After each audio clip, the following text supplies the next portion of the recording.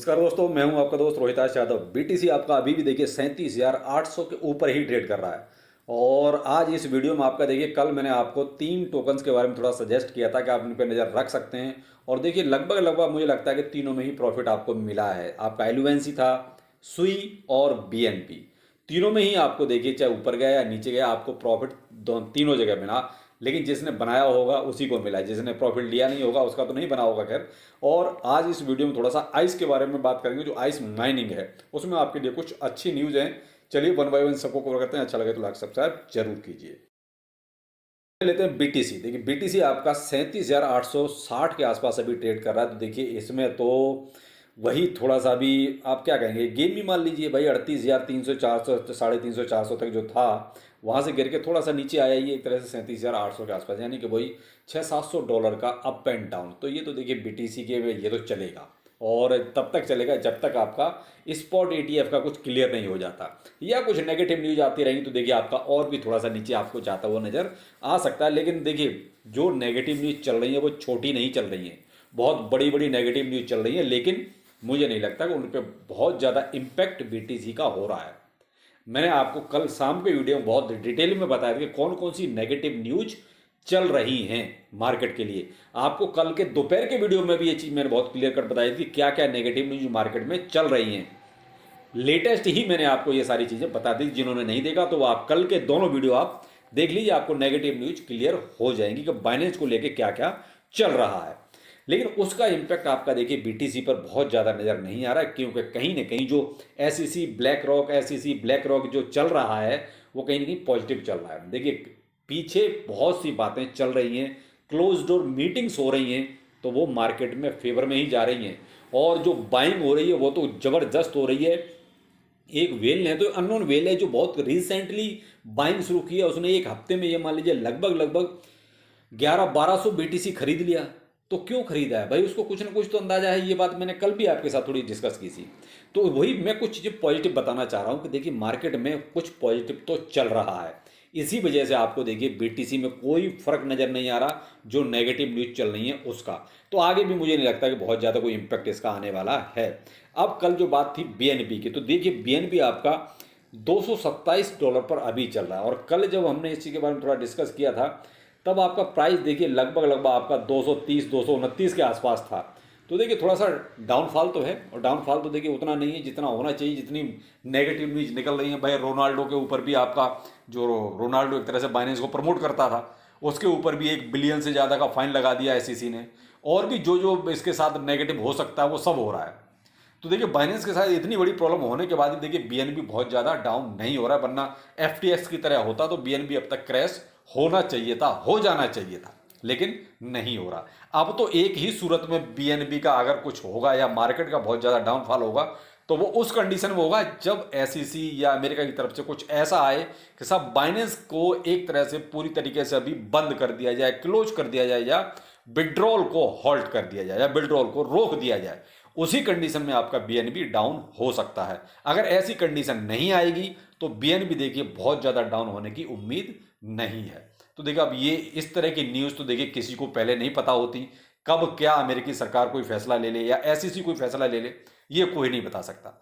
तो ये है कि थोड़ा सा आप, मैं तो ये इसीलिए कहता हूं कि आप नीचे जाता है तो भी प्रॉफिट लीजिए, ऊपर जाता है तो भी प्रॉफिट लीजिए, क्योंकि भरोसा कुछ नहीं है कि कब कौन सा एक्सचेंज बंद हो जाए या कब कौन सा टोकन बिल्कुल धराशायी हो जाए। तो इसलिए थोड़ा सा आप इन पे फोकस जरूर रखें।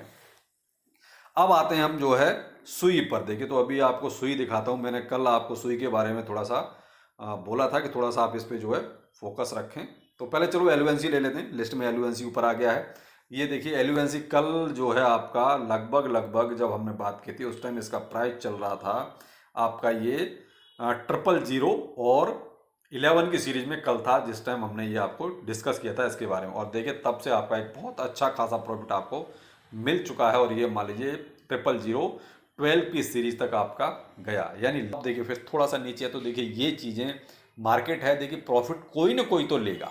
मैं हमेशा एक चीज़, यही बात, एक लाइन दोहराता हूँ कि प्रॉफिट आप नहीं लेंगे तो देखिए सामने वाला तो लेगा। तो वही है।